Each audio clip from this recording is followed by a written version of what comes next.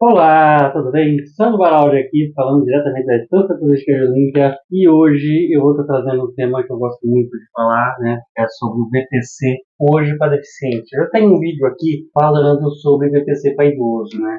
E eu queria fazer uma homenagem aqui, antes de tudo, né? Por causa que ontem eu tive uma notícia muito triste, né? Que me fez chorar muito, chorei muito, né? Porque um amigo meu de infância, na verdade um amigo de maternidade, né? Nasceu no dia 7 e nasceu no dia 8. E naquela época a gente ficava 2, 3 dias, né, na maternidade, né? E o Jefferson Pompeu e faleceu, né, em virtude de uma cirrose hepática. Minhas condolências e a minha homenagem a toda a família, né? Pompeu, uns grandes amigos que eu tenho, a dona Célia, né?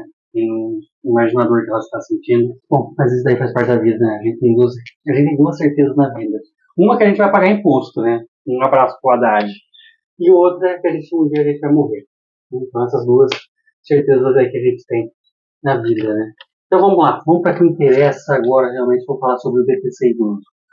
Para a pessoa ter direito ao BPC idoso, a primeira coisa que ela precisa ter é um cadastro único feito e atualizado, né? O cadastro único tem que estar com todo mundo que mora na casa.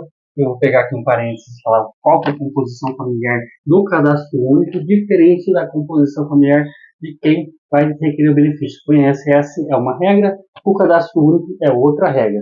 Então, no cadastro único é todo mundo que está morando sob o mesmo teto. Ah, ele não é casado comigo no papel. Não interessa, tem que colocar. Ah, ele não é parente meu. Não interessa, tem que colocar. Morou junto, dividiu despesa, tem que colocar. Tá? Então essa é a regra pro cadastro único. Para efeito de VPC, como que é analisado essa composição familiar? Quem é a composição familiar pro INSS, que não tem a ver com o cadastro único? O INSS vai pegar os dados do cadastro único e vai analisar a composição familiar.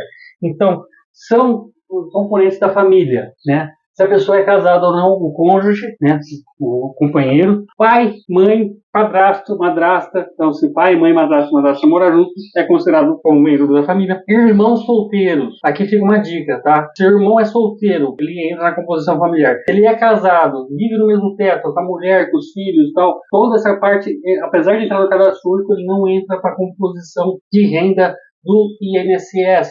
Tá? Ele foi separado, já foi casado, não entra. Fica a dica aí para advogado também. Quem mais entra na composição familiar?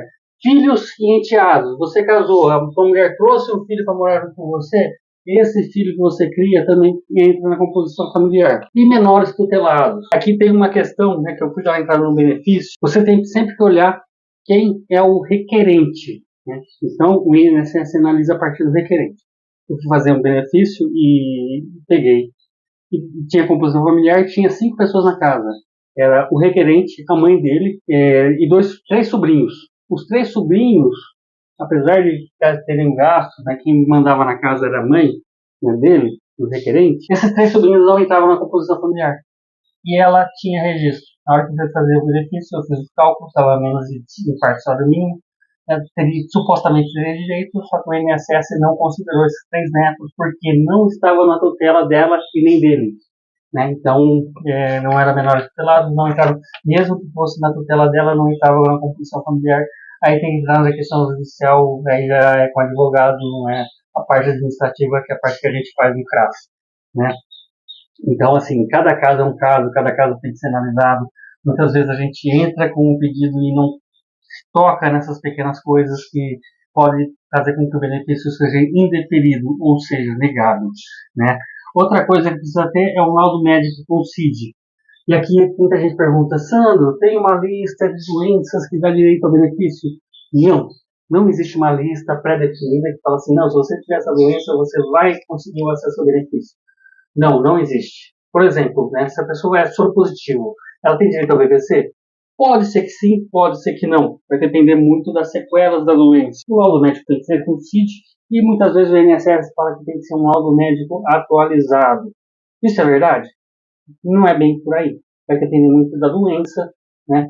Tem doenças que são congênitas, por exemplo, a microcefalia, e essa doença é irreversível. Por exemplo, outra doença que também é irreversível, a visão monocular.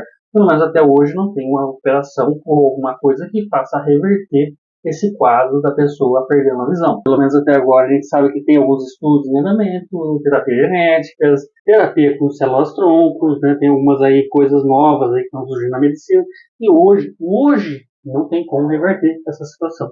Mas futuramente, quem sabe, né? Com o avanço da ciência, com o avanço da medicina, tudo é possível. Eu acredito que uma hora vai ser possível chegar nesse ponto. A pessoa que tem, por exemplo, é soropositiva, ela tem direito ao benefício?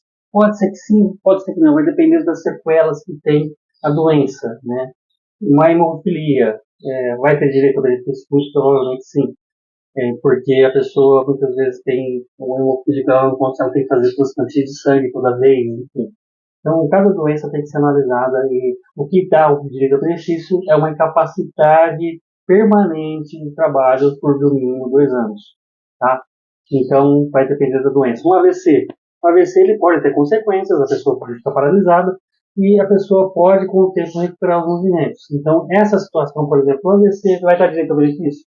E algumas vezes, se a pessoa paralisar de um lado do corpo, sim. Mas se ela começar a fazer um tratamento e tudo mais, ela pode se desenvolver e se ela não levar uma vida normal e deixar de perder o benefício, porque ela volta ao mercado de trabalho.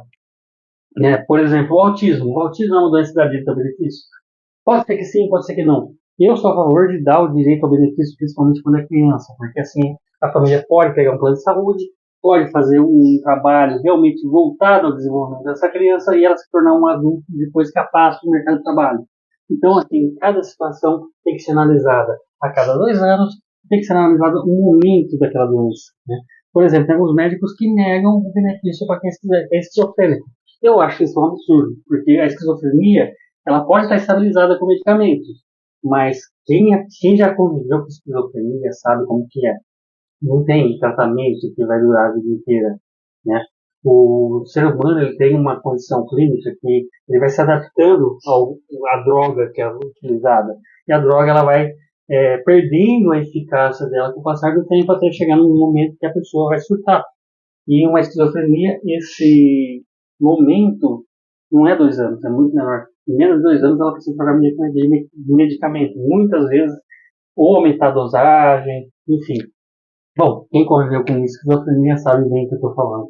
Eu sou psicólogo e a minha profissão né, já leva a ter contato com casos extremos e casos até leves de esquizofrenia, mas mesmo assim, a esquizofrenia não é uma doença fácil. A composição familiar, a composição da renda, né? Além da composição familiar, tem a composição da renda. Como que é feita a composição de renda? Hoje tem a portaria 1218, né, que fala que quem recebe um salário mínimo ou menos, esse valor não entra na composição de renda, desde que seja previdenciário ou seja social, como o BPC. Se tem um BPC na família, esse BPC não conta como renda. Se tem uma aposentadoria de um salário mínimo, e essa aposentadoria de um salário mínimo não entra como renda. É uma dica para os advogados. Dá para usar essa portaria por princípio de igualdade, falar assim, não, a pessoa ganha, por exemplo, 1.800. 1.412 conta como renda para essa pessoa como aposentadoria. A diferença é que compõe a renda familiar realmente de fato. Certo? Eu usaria esse argumento se eu fosse advogado, né, para entrar quando a pessoa tem benefício indefinido. Eu acredito que esse país é um país justo e se você colocar essa argumentação, eu acredito que o juiz, se for um juiz decente, vai dar o benefício para essa família que realmente necessita. Porque R$ 1.800 para duas pessoas não dá para nada, né, gente? Então, convenhamos, né? Eu tenho uma visão críticas a fazer, né, a essa lei, né? Por exemplo, se uma pessoa é deficiente, eu sou a favor de que o BPC, se realmente é comprovada a deficiência, a pessoa não tem capacidade de trabalhar, eu sou a favor de o BPC ser para a pessoa independente da renda, né? Para ela se manter, para a família se desenvolver, para a família dar um padrão de vida para essa pessoa, para a família dar um tratamento digno, já que a gente não tem um SUS adequado, né? Infelizmente o SUS no Brasil, o SUS é gratuito, só que infelizmente no Brasil a gente sabe, cara, você vai ficar numa fila para conseguir um psicólogo, 2, 3 anos para você conseguir um. Às vezes, para você conseguir uma ressonância magnética, você fica 6 meses, 1 ano, 2 anos. Apesar de ser gratuito, é muito falho o sistema único de saúde no Brasil. Né? Fica a minha crítica aqui, né, a essa questão. E a essa lei, que é o LOAS, né, que é a lei do LOAS, né, e por isso que muita gente chama o VPC de LOAS, né, mas fica essa crítica minha aqui construtiva, né, para repensar, né, quem pode ter acesso a esse benefício realmente.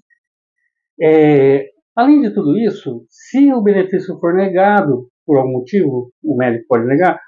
Uma coisa que eu sempre falo para o pessoal, né, que trabalha nessa área: não entre com recurso no próprio INSS. Você entrar com recurso no INSS, 99,9% de chance dele ser negado também, tá?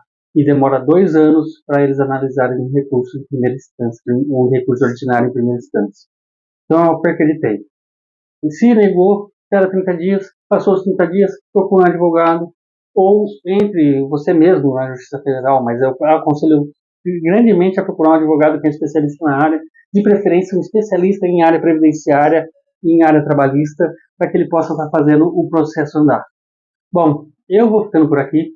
Curta, comente, compartilhe se você gostou do conteúdo. Não deixe de se inscrever no canal, né, para ter acesso a outros vídeos que eu vou fazer. E eu vou ficando por aqui. Se você tiver alguma dúvida, pode perguntar que eu respondo. Eu respondo a todas as perguntas que são feitas aqui nos meus vídeos. Todas são respondidas. Mesmo que seja um obrigado ou quando eu elogio, qualquer coisa que você falar. Se quiser me xingar também, pode xingar. Não tem problema nenhum. Eu não sabe, isso aí não vai me deixar para baixo. Pelo contrário. Eu sei que vai ter pessoas que gostam do meu trabalho e tem pessoas que não gostam, né?